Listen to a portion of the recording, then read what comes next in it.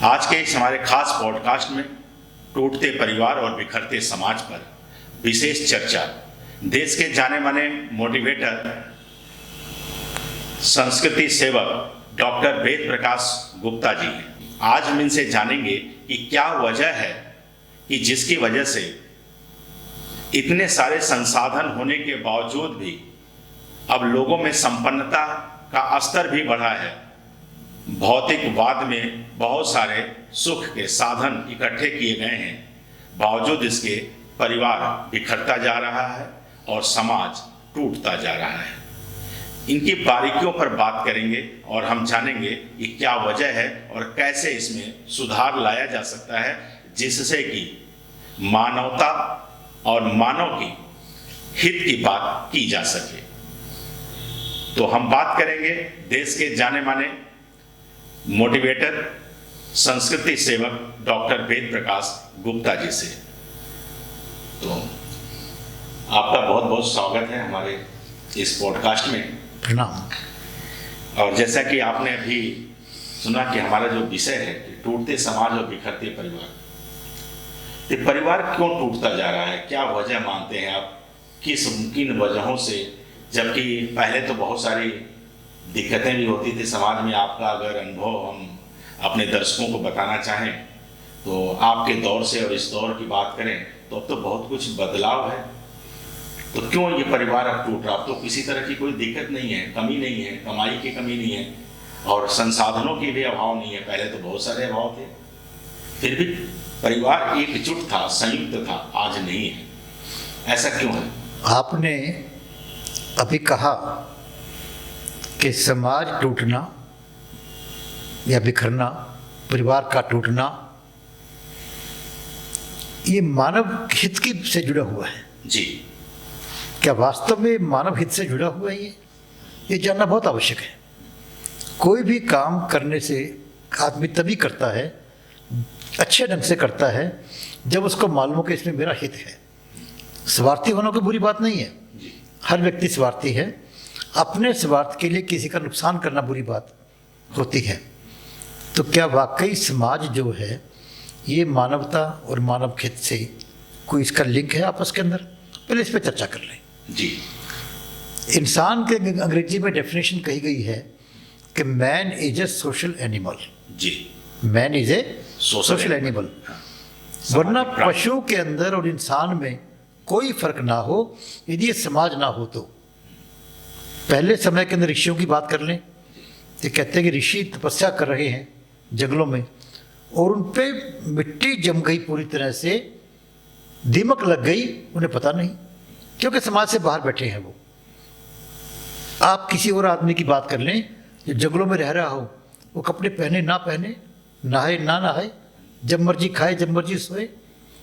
इंसान समाज में है, इसीलिए वो सामाजिक प्राणी के रूप में, इंसान के रूप में व्यवहार करता है। जी, एकदम सत्य है ये। एक दूसरे के पूरक है इंसान और समाज। यदि इंसान ना हो तो समाज कैसे बनेगा, और समाज ना हो तो इंसान भी पशुवत व्यवहार करना शुरू कर देगा। तो इसलिए समाज की ज़रूरत है, ये हर व्यक्ति को जानने की ज़रूरत है कि समाज क्यों चाहिए। और समाज का सबसे जो छोटा रूप है वो है परिवार। यदि परिवार नहीं रहेगा तो समाज नहीं रहेगा।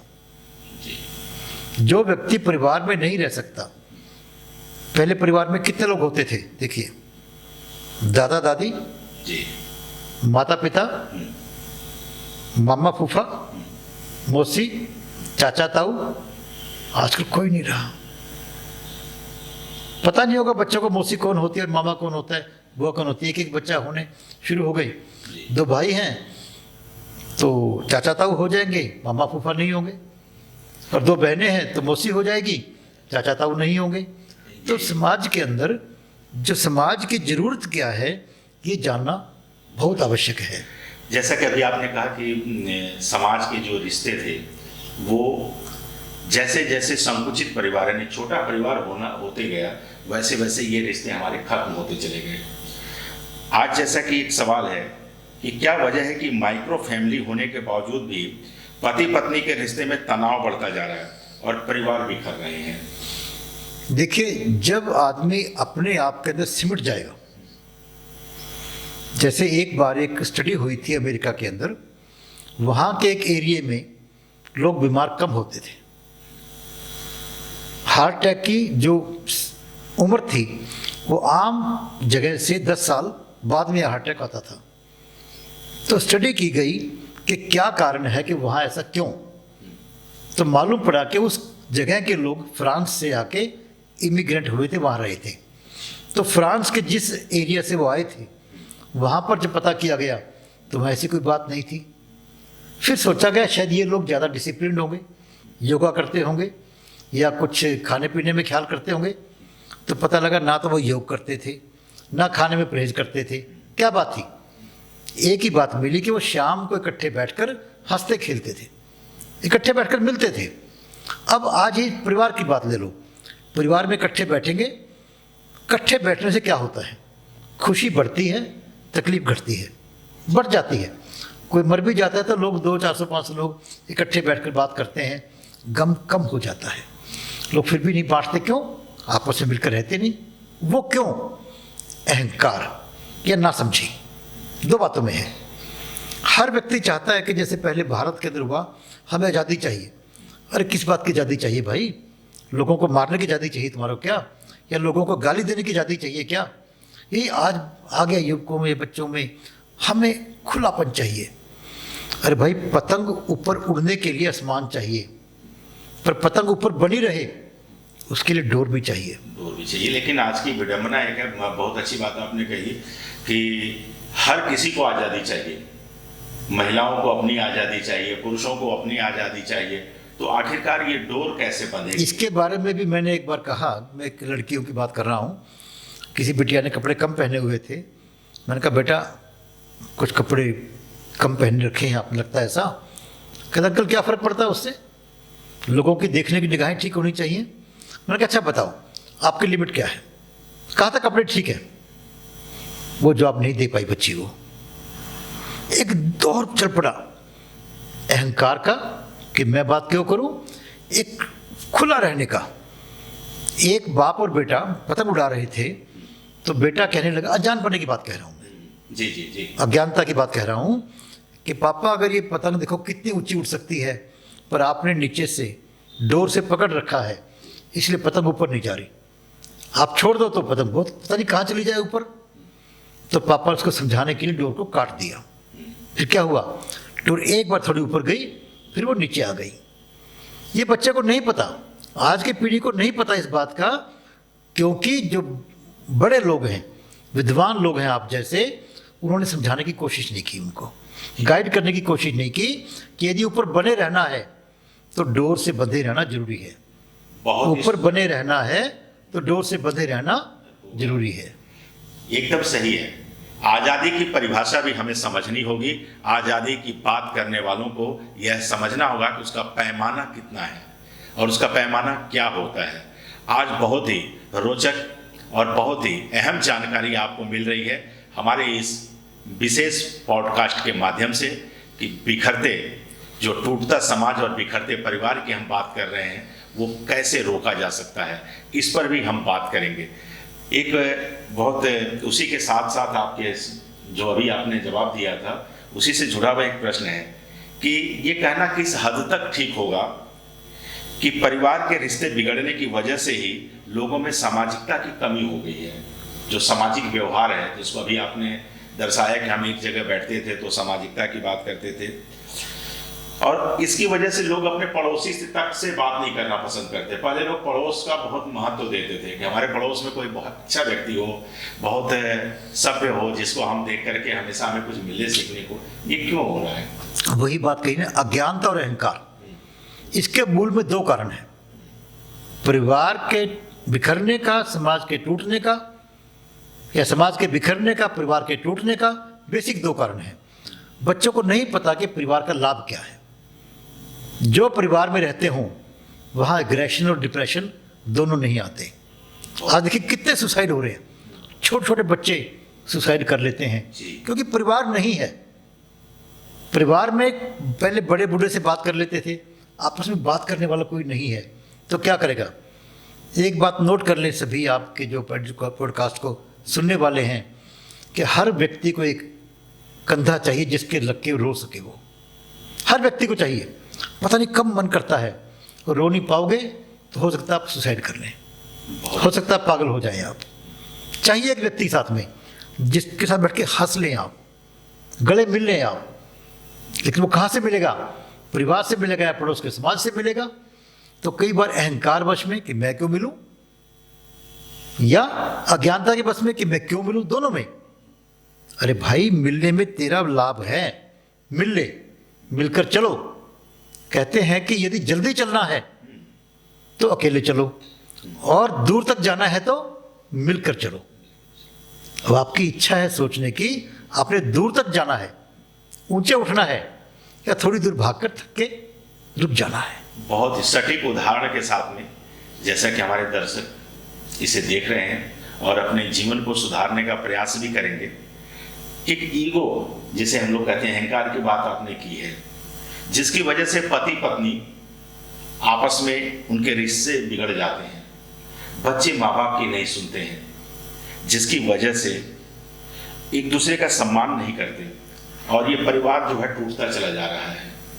तो क्या मानते हैं कि यह अहंकार कैसे आता है? पति पत्नी के बीच में अहंकार का क्या तात्पर्य है? देखिए, अहंकार तो कब कहाँ जाए नहीं पता होता। सबसे बड़ा दुश्मन आदमी का अहंकार है। क्रोध करेंगे तो दिखेगा, लोभ करेंगे तो दिखेगा, अहंकार दिखता ही नहीं। कई बार आदमी को अपने अच्छेपन का अहंकार आ जाता है। अब अहंकार का इलाज क्या है? देखिए, ये तो बीमारी भगवान ने लगा दी सबके साथ में जी। भगवान ने क्या लगाई? दोष 5, काम, क्रोध, लोभ, मोह, अहंकार। सबसे बाद अहंकार। अकेले बैठे बैठे भी वो शराब पीता है, मैं शराब नहीं पीता, इस बात का अहंकार आ जाएगा। वो कम पढ़ा लिखा है, मैं ज़्यादा पढ़ा लिखा हूँ, इस बात का अहंकार आ जाएगा। मैं बहुत ज़्यादा कमाता हूँ, कम कमाता है, इस बात का अहंकार आ जाएगा। मैं घर में बहुत काम करती हूँ, पत्नी कहती है मैं सेवा करती हूँ, इस बात का अहंकार आ जाएगा। इसका एक ही इलाज है, धन्यवाद करना सीख ले। अरे पति को सारी उम्र धन्यवाद करना चाहिए पत्नी का, सारी उम्र। पत्नी इतना त्याग करती है पति के लिए। जैसे कहते हैं कि पत्नी अच्छे बच्चे बनाकर पत्नी दे सकती है, और नाम किसका होता है? बाप का, son of so and so. अहंकार जो है, धन्यवाद करना सीख ले। और पत्नी भी। आम तौर पे क्या होता है कि हम एक दूसरे को बड़ा मानना बंद कर देते हैं। दूसरे को बड़ा मानने से आप छोटे नहीं हो जाएंगे।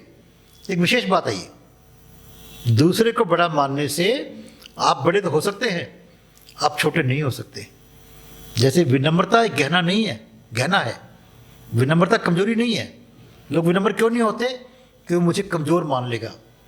अरे भाई, ये जान लो बात, नारी का गहना लाज है और पुरुष का गहना विनम्रता है।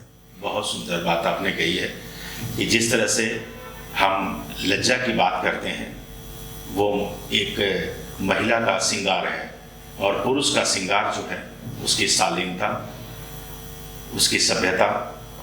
और ये बात हमें अपने सभ्य समाज को समझना होगा। और इसके बारे में लज्जा की बात एक और समझ लीजिए। कई बार लड़कियां कहती हैं हम कौन सा कम है, हम क्यों लज्जा करें। अरे भाई, उनको समझना चाहिए कि सोने और लोहे में फर्क होता है। सोने को ही छुपा के रखा जाता है, लोहा तो पड़ा होता है। मकान बन रहा होता है, लोहा बाहर पड़ा होता है। सोना कभी पड़ा नहीं मिलता आपको। नारी गोल्ड है, लोहा, और पुरुष लोहा है। इतना अंतर दोनों के अंदर है। और गोल्ड की रक्षा करने के लिए अलमारी किसकी बनती है? लोहे की। आज सोना कह रहे मैंने लोहा बनना है, बस इतना फर्क है। ये बहुत ही अजीब, बहुत ही मतलब एक ऐसी बातें आपको सुनने को मिल रही है कि सोने की उपमा, यानी कि बेशुमार बेशकीमती बात की जा रही है कि बेशकीमती है कौन समाज में। आज अबला न जाने क्या क्या कहा जाता है। नारी सृजन करती है हमारे समाज की, हमारे राष्ट्र की। हमारे पुराणों में, हमारे वेदों में, सब में यत्र नारीस्तु पूज्यन्ते रमन्ते तत्र देवता। फिर भी आज हम उस जगह पर आकर खड़े हो जाते हैं कि हमें आज़ादी चाहिए। आज़ादी किस लिए चाहिए? खुले में सिगरेट पीने के लिए, शराब पीने के लिए, पब में जाने के लिए, हाथों में हाथें डाल करके, बाहों में बाहें डालकर घूमने के लिए। आज़ादी किस लिए? आखिरकार कुछ तो हो आज़ादी के लिए। आज जो बात अभी डॉक्टर वेद प्रकाश गुप्ता जी बता रहे हैं, यदि हम इन बातों को अमल करें और गौर करें तो शायद ही कोई परिवार टूटता दिखाई देगा, या ये हमारा जो समाज है जिसे हम बिखरता हुआ देख रहे हैं वो कभी बिखरेगा नहीं।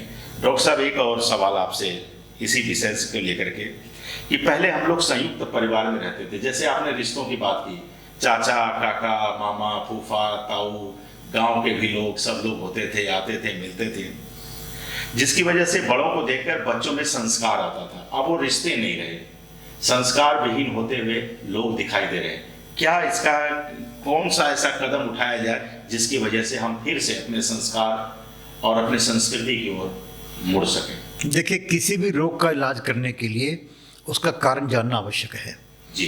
भगवान बुद्ध ने कहा कि दुनिया में दुख है, दुख का कारण है और कारण का निवारण है। कारण जानना जरूरी है। आज बच्चों को सभी कह रहे हैं कि बच्चों में संस्कार नहीं है, पर क्यों नहीं है? बड़ों के कारण नहीं है। आज बड़ों में संस्कार नहीं रहे। ये बात जाननी आवश्यक है कि बच्चा कहाँ से सीखता है? बड़ों से।